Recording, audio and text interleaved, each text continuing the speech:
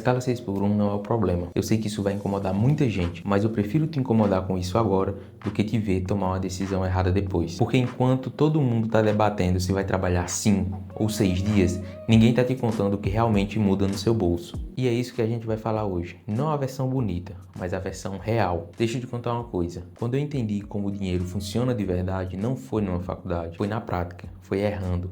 Foi vendo quando a conta não fechava, foi demitindo pessoas que eu não queria demitir. E uma das coisas que mais me marcou foi perceber que existe um abismo de diferença entre a coisa que parece justa e a coisa que realmente funciona. A escala 6 por 1 é um exemplo perfeito disso. Todo mundo olha para ela e fala, isso é exploração. Eu entendo esse sentimento de verdade, mas quando você senta, abre a planilha e vê o que realmente acontece quando você muda essa conta, o mundo fica bem mais complicado do que o post do Instagram deixou parecer. Vamos primeiro entender o que está na mesa. A PEC propõe acabar com a escala de 6 dias trabalhados por 1 de descanso. No lugar, 40 horas por semana, pelo menos 2 dias de folga, sem passar de 8 horas por dia e sem redução salarial. Na teoria, isso é perfeito. Trabalhar menos, descansar mais e ganhar igual. Se eu fosse empregado CLT lendo isso agora, eu assinaria. Mas eu já fui empregador. E quando você está do outro lado da mesa, você enxerga uma conta que a maioria das pessoas não vê. Aqui está o que a maioria das pessoas pensam. Se eu trabalho menos e ganho igual, não sou eu quem perde. É o dono. Parece lógico, mas é errado. Porque existe uma coisa que ninguém nos ensina na escola. O que você recebe no salário não é o que você realmente custa para a empresa. Se você recebe um salário mínimo hoje, não é só isso que a empresa te paga.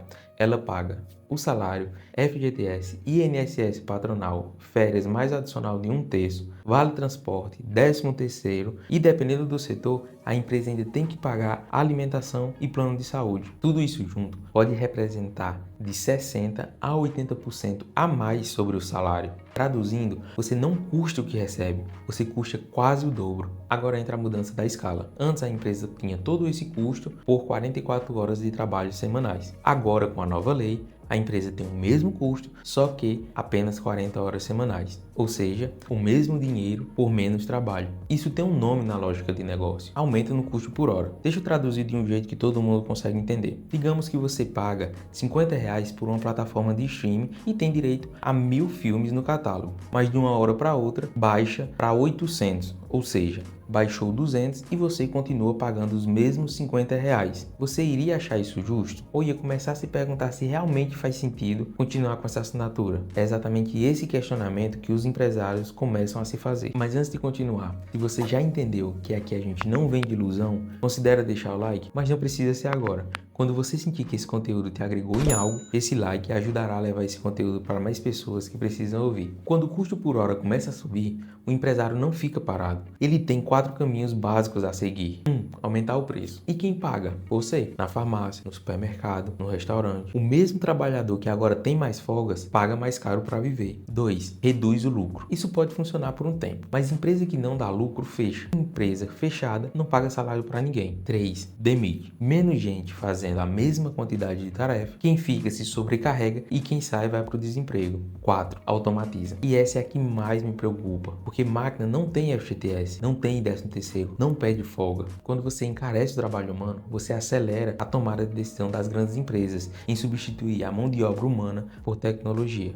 E infelizmente, essa substituição sempre começa pelas funções mais simples, que são as funções que mais precisam de proteção. Me responde uma coisa, em qual dessas 4 opções que eu te dei é vantajoso para o trabalhador? Eu te respondo, nenhuma, porque o custo não some, ele só muda de endereço. Vamos sair do abstrato. Imagina um restaurante, aquele que você almoça perto do trabalho. Ele funciona 6 dias por semana, com 6 colaboradores em escala 6 por 1. Com a nova regra, cada colaborador tem direito a 2 dias de folga, mas o restaurante não tem condições de ficar 2 dias fechado. Ele precisa de gente todo dia, então o dono precisa contratar mais pessoas. O custo sobe e ele vai fazer o quê? Opção 1, ele aumenta o valor do prato e o seu almoço fica mais caro. Opção 2, ele demite uma parte da equipe e quem ficou trabalha mais pelo mesmo salário. Opção 3, e infelizmente essa é a mais silenciosa, vai para a informalidade. Contrata sem carteira, sem proteção, sem direito trabalhista. No final das contas, o trabalhador precisa continuar trabalhando, só que agora sem os direitos que a lei tentou garantir para ele. E esse não é um cenário hipotético, esse é um cenário real do Brasil. Quase 40% da força de trabalho brasileira já está na informalidade, segundo os dados do IBGE. Tem um contexto que quase ninguém está colocando em discussão. O Brasil tem uma das cargas tributárias mais altas do mundo sobre a folha de pagamento. A produtividade por hora trabalhada é de 2 a 3 vezes menor do que países da Europa. E quase 40% dos trabalhadores já na informalidade. Quando a gente fala em reduzir a jornada de trabalho, a gente precisa falar desse contexto, porque a Dinamarca já chegou nas 37 horas semanais de trabalho, depois de décadas de produtividade crescendo, de tecnologia avançando e de gestão evoluindo. E a gente aqui no Brasil está tentando pular essa etapa. E quando você pula etapas no negócio, alguém paga a conta. Agora a gente precisa falar de algo que vai além da planilha. Um custo que não aparece no balanço da empresa, mas aparece no corpo de quem acorda cedo todo dia. Quem trabalha na escala 6x1 dorme menos, tem menos tempo com a família, com os filhos, adoece mais, tem mais risco de depressão, de ansiedade, de burnout. E a OMS tem dados sobre isso. Jornadas longas de trabalho aumentam o risco de AVC, aumentam o risco de infarto e aumentam os afastamentos. O que isso também é um custo para a empresa. Tem custo para o SUS, tem custo para a família e tem custo para a sociedade. Então eu entendo que quando alguém quer mudar a escala 6x1 não é mimimi. Existe um sofrimento real por trás disso e esse sofrimento precisa ser levado a sério. Agora tem gente que discorda de tudo que eu falei e com argumentos sérios. E o ponto deles é: trabalhar menos aumenta a produtividade, porque um funcionário descansado erra menos, produz mais por hora, adoece menos e no longo prazo o custo reduz para o trabalhador. E isso tem evidências? Tem! Em 2019, a Microsoft, no Japão, testou a semana de 4 dias e a produtividade aumentou em 40%. A Islândia fez o mesmo experimento entre os anos de 2015 e 2019 e o resultado? Produtividade mantida ou aumentada na maioria dos setores. Então a pergunta é: então funciona? E a resposta é: pode funcionar. Mas esses experimentos aconteceram com planejamento, com tecnologia e com adaptação, ou seja, contextos totalmente diferentes do Brasil. A pergunta não deveria ser: reduzir a jornada pode funcionar? Em vez disso, deveríamos perguntar: reduzir a jornada funciona aqui, agora e dessa forma? Agora deixa eu te falar o que eu realmente penso. O debate aqui não é trabalhar 6 ou 5 dias. A pergunta ela é um pouco mais profunda do que isso. Como conseguimos criar um país onde trabalhar menos não significa ganhar menos? Porque esse país existe, mas ele não chegou lá por decreto. Ele chegou lá aumentando a produtividade por hora, investindo em educação, em gestão e em tecnologia. Mudar a lei sem mudar a base é a mesma coisa de dar aumento de limite no cartão de crédito. No primeiro momento parece bom.